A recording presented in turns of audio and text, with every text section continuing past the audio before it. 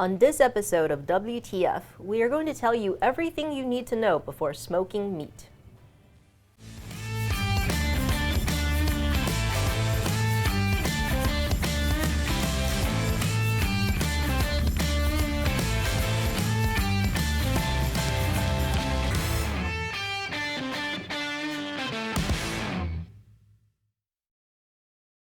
Hello and welcome to WTF, where we help you transform food in your kitchen. I'm Janie. And I'm Ben.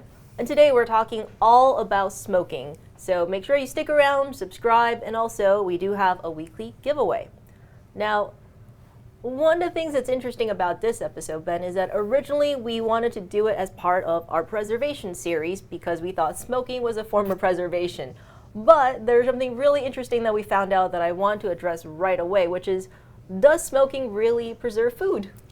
Not as much as people think. Right. So at the end of the day, it is so closely related to dehydration in the history of our food, is that it kind of became twisted a little bit.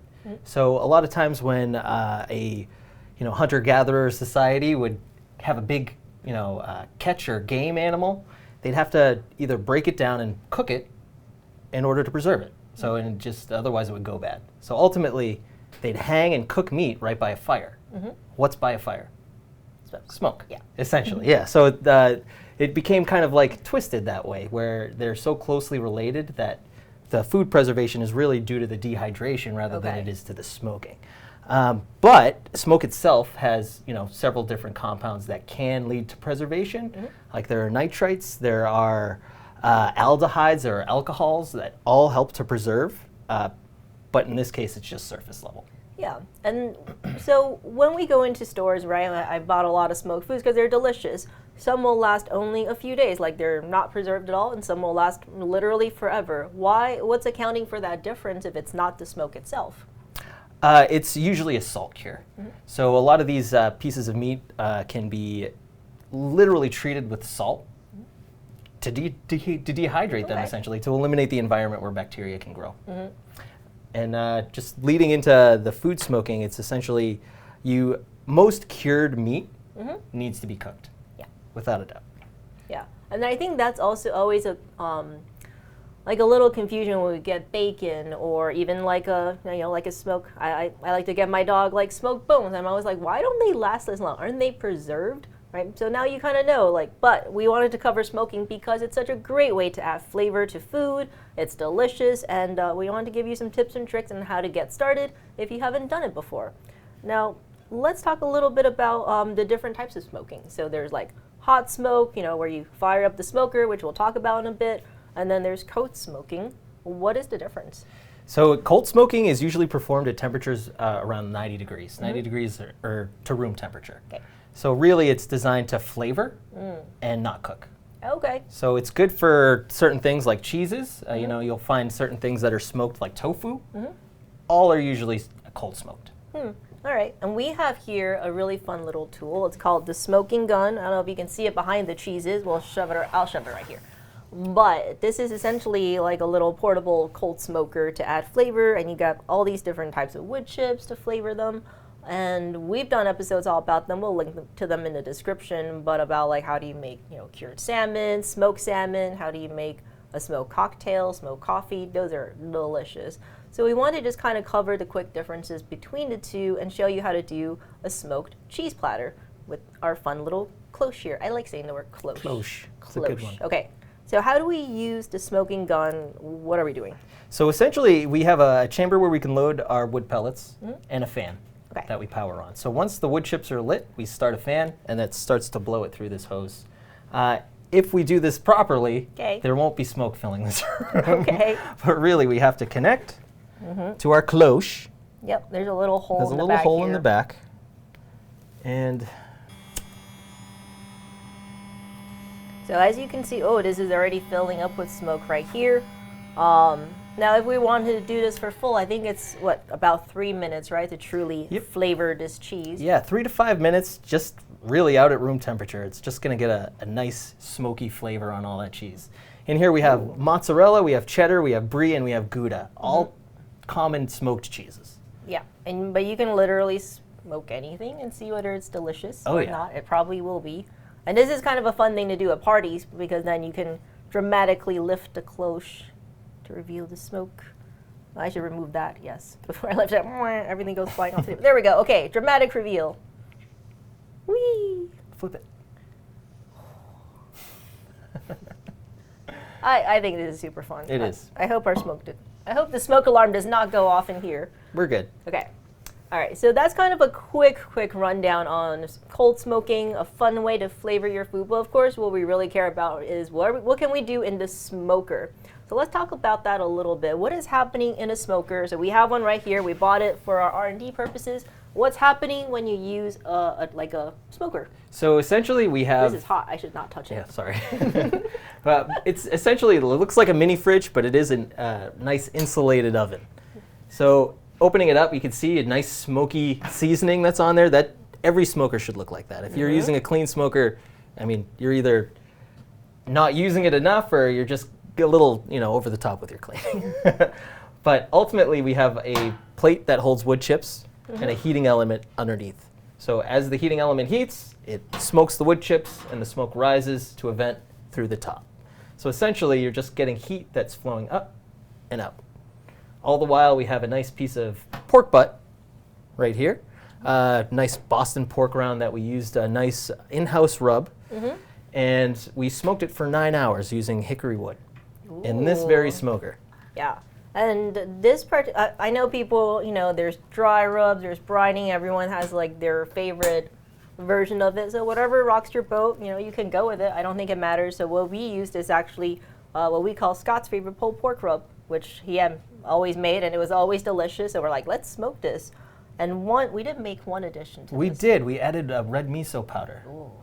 Yeah, so just a simple addition is it just added a tablespoon of it to the whole overall rub, and it's going to be interesting. Yeah, so red miso powder is really awesome, and it's one of my favorite ingredients. I think it's very underrated because it adds like that rich umami flavor into everything. It's so intense that you can use it to flavor anything, and it is part of our weekly giveaway this week. Look at that smooth segue. That's perfect segue. Yes, so this week we are giving away what you kind of can see here today, the apple cider vinegar powder, I think that's what it is, the miso powder, and also the wood kit so that you can do some of your own dry rubs, you can do some of your own smoking at home if you like, and you can play around with that. So in order to enter to win, just leave in the comments below, a barbecue food that we should cover for next summer because we're already looking forward to 2023.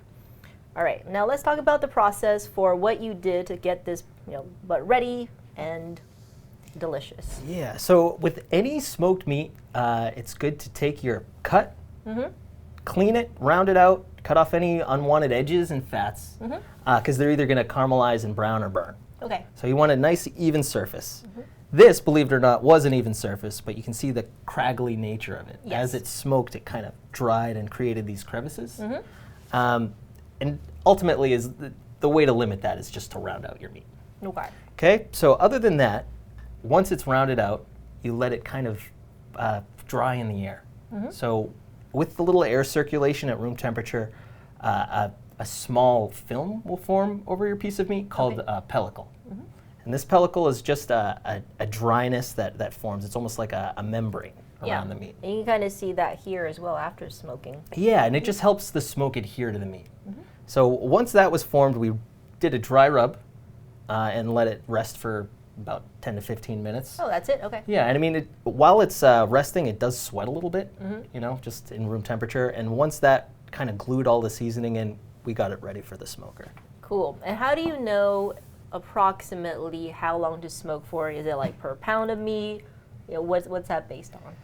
To be honest with you, I've heard several different ratios per pound of meat, like an hour per pound. Personally, I think it all is variable depending on your smoker and ambient conditions outside. We were using this last Friday when it was 30 degrees outside. Right. And I think that was working against us. Oh, yeah. So it probably would have taken a little shorter if it were a summer day. So ultimately, the thing you should be checking is the internal temperature of your meat. Okay, and what are you looking for there? Because it is low and slow. It is low and slow. So the internal temperature of this master-built smoker was 275 when we did the smoke. Frankly, that's the highest this thing will go. Okay. And from the smoking standpoint, it is fairly high, but unless you want to be there, for over 10 hours tending your meat, it's the way to go, just to kind of speed things up. Really, internal temperatures for any protein, I shot for 165 internal, just as a benchmark. And then once I hit 165, I essentially finished it. So I wrapped it in tin foil. So wrapping it in tin foil prevents any more browning. And it's just finishing it up to reach over 200 degrees. Yeah, and I know, because I saw you in the parking lot checking on it like every half hour. What are you doing when you're checking on it? So when I'm checking on it, I'm making sure my wood chips are still burning. So if there's no wood burning in the smoker, there's no smoke flavor, and that's what we want. That's the second most important thing. The most important thing is to monitor your temperature, making sure there's no dips. That's why when we're out there in 30 degrees, that actually cooks, because if we were letting it run amok, it'd probably be a little hard to manage. Right, yeah. And of course, I'm dying to taste this. It's lunchtime, really, really hungry. But before we pull into that pork, I wanted to quickly talk about the wood, right? Because the wood is very important, and we have here 3 different types of wood. We have apple wood, hickory, and mesquite. I'm sure there are many other types of woods that people love using out there. What should people look for when they're trying to decide what type of wood chip to use? The most important tip to use is to use only hardwood. So things like hickory, things like maple, things like that will impart really good flavors to your meat. You can even use fruit wood, like apple wood, cherry wood, that kind of thing, imparts a little flavor as well. The things you want to avoid are like fir trees, like pines, that kind of thing, because it will actually impart really heavy pine flavors to your meat and essentially make it inedible. Yeah, so hardwood is the way to go. Yeah, I'm sure the local butchers will have many recommendations. But let's dive into this pork. So how long did you say that pork was cooked for? They were all smoked for about, this was smoked for about 6 hours. Okay. This was smoked for about 9 hours. All right, let's pull it apart and see how it is. Let's do it. Oh yeah, it's fall apart. Fall apart tender. That looks amazing. Wow. That looks so good right now. Yeah. I'm so hungry. I'm trying hard not to dive right in. But we chop this, we have some sauces, we have some cornbread, we have some potato salad. This is essentially a backyard barbecue on a platter. Yeah, and what I love about the smoking technique is that it's not set it and forget it, because you do have to tend it. But once you have that little, ritual down, it's pretty foolproof. We did the pork, but I recently had a smoked turkey on Thanksgiving that was spectacular, and I was like, oh, I can't wait to do something like that. So we're definitely going to be smoking more things in our little master build here. And this, we got off Amazon. It was fine. It was like a little starter model. This isn't a commercial class, so anyone can do it. I can't wait to. Oh. Thank you. It is delicious. Oh, it's so good. Very good. Oh, it's amazing. So, I like a little pork in my mouth. Okay, but you can find the links in the description below, the recipe that we used today, along with more information on smoking in general. And if you have any questions, any comments, tell us what you want us to smoke next, or what you like to do in your kitchen. So until next week, from here in the Modernist Pantry Test Kitchen, I'm Janie. And I'm Ben.